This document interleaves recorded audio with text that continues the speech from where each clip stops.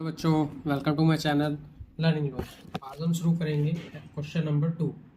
ठीक है, इससे पहले वाली वीडियो में मैंने क्वेश्चन नंबर 1 किया था, तो आप वो भी जाके देख लेना। देखो क्वेश्चन नंबर 2 में क्या लिखा है कि represent the following situation in the form of quadratic equation. मतलब हमको क्वेश्चन के अंदर पूरा सॉल्यूशन नहीं निकालना, जहाँ पे भी हमारी क्वाड्रेटिक इक्वेशन बनती है वहाँ में क्वेश्चन छोड़ देना है। देखो पहले क्वेश्चन क्या लिखा है कि the area of a rectangular पिलोट, एक हमारा रेक्टेंगुलर पिलोट है। ठीक है, ये आप जानते ही हो। एक मिनट, ये नीचे आ गया। अब ठीक है। ठीक है, तो हमारा एक रेक्टेंगुलर प्लॉट है, इस टाइप से प्लॉट है। ठीक है,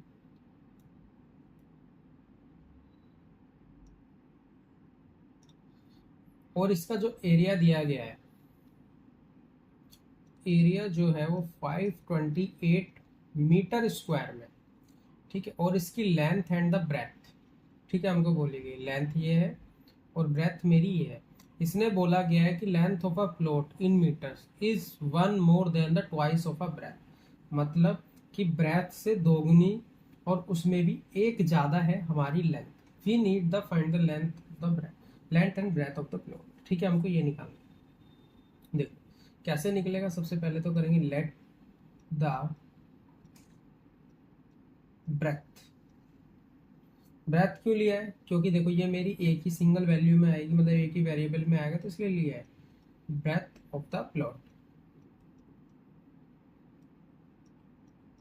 ये क्या लेंगे हम? इसको लेंगे हम x। Let the length of the plot. Length कितनी है? दो गुनी से एक ज्यादा। ठीक है, कितना में? कितने में? मीटर में। ये भी मेरा मीटर में। ठीक है, अब देखो फॉर्मूला क्या होता है, L इंटू बी होता है एरिया। ठीक है, तो L कितना हो गया? L हो गया मेरा 2x प्लस 1।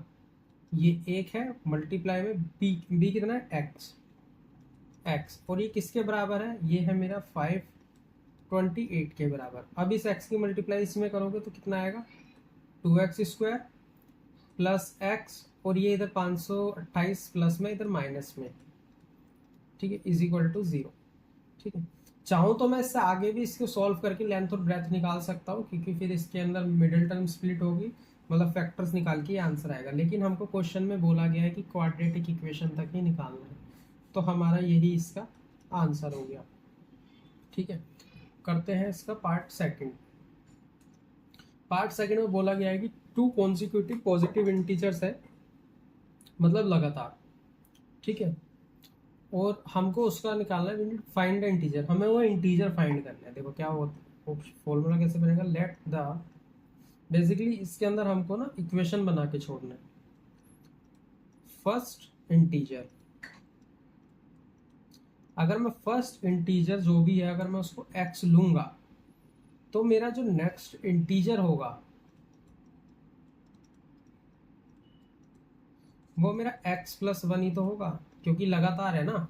अब देखो 1 लिखता हूं, तो अगर मैं 1, ठीक है एक मिनट, देखो मैंने 1 लिखा है, और अगर मैं प्लस 1 कर दूंगा तो 2 हो जाएगा, प्लस 1 कर दूंगा तो 3 हो जाएगा, प्लस 1 कर दूंगा तो 4 हो जाएगा। मतलब अगली वैल्यू प्लस 1 के बाद ही आ रही है ना, तो सेम इसी चीज में भी यही है। ठीक है, तो ये हो गया, और इनका सम दिया गया है मेरे को, मतलब वो प्रोडक्ट मल्टीप्लाई दिया गया है 306। तो अगर मैं x की मल्टीप्लाई x प्लस 1 में करूंगा तो मेरा आंसर 306 आएगा।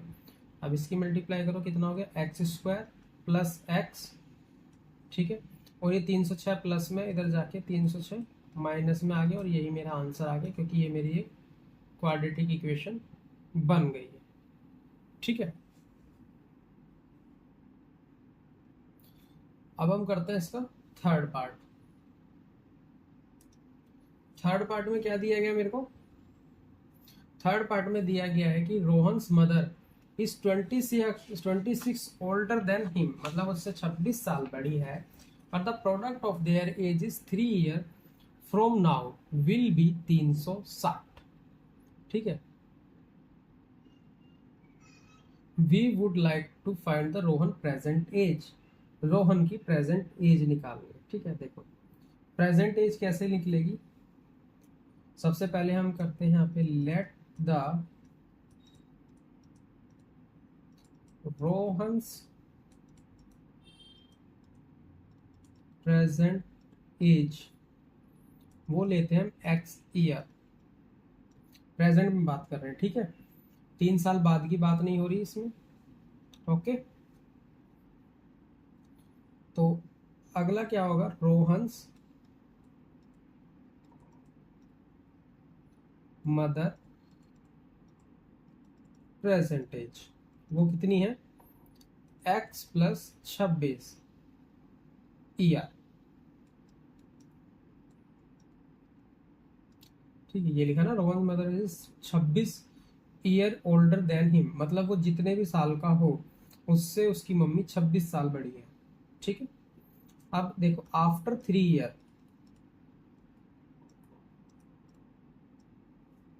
रोहन की एज कितनी है।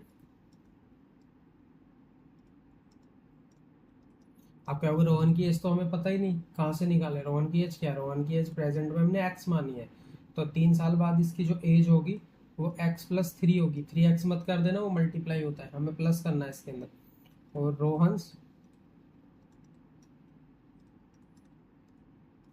मदर एज 3 साल बाद कितनी होगी इसकी, तो 3 तो मैं 26 में प्लस कर दूंगा, तो x+26 और 3 हो गया 29। ठीक है, ये भी ईयर में। अब इसके अंदर देखो अकॉर्डिंग टू क्वेश्चन क्या बोला गया है कि इनका प्रोडक्ट हमारा 360 है 3 साल बाद, तो मतलब x+3 और x+29, इसका जो प्रोडक्ट है वो है 360। अब इसकी मल्टीप्लाई करो, एक्स की सब में मल्टीप्लाई करो तो आएगा x² + 29x प्लस एक्स की मल्टीप्लाई 3 में होगी तो 3x प्लस 29 की मल्टीप्लाई 3 में होगी तो आएगा 87, 87 = 360। ठीक है, x² मेरा एज इट इज रहेगा, ये कितना है 29 और 30, 29 और 3 कितना हो गया 29, 30, 31, 32, 32x। ये कितना है बचा मेरा +87, इधर ये प्लस में इधर माइनस में आ जाएगा 360 = 0। तो फाइनल वैल्यू क्या बनी, फाइनल वैल्यू बनी मेरी x² + 32x plus, sorry minus का निशान आएगा क्योंकि माइनस की वैल्यू बड़ी है, -273 = 0। और यही मेरा आंसर है। अब देखो ये मेरा सिर्फ इसमें आंसर है, लेकिन अगर हमें पूरा आंसर पूछा होता तो हम इसको अगर सोल्व करते तो हमारे पास x की वैल्यू निकलती, x की वैल्यू में मेरी प्रेजेंट एज आ जाती और x में वैल्यू जो भी आती उसमें 26 साल प्लस करता तो उसकी मदद की जा जाती। ठीक है, दोनों हमारे हो जाते। अब हम करते हैं इस क्वेश्चन का लास्ट पार्ट।